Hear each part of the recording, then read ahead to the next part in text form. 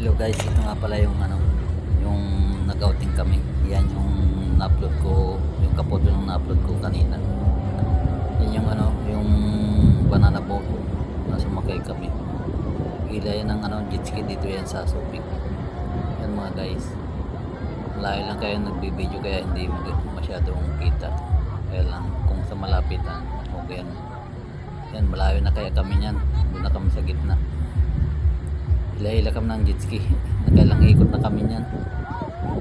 Masaya kami niyan kasi ilibin yung kami magkakasama nakasakay doon sa jet ski.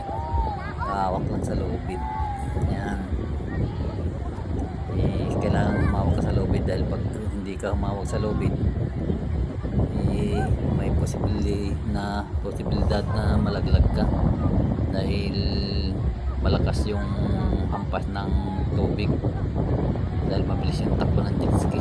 Yan po, kita mo naman malayo na mapitulin siya, kaya lang medyo maliit na yung video. Yan mga guys.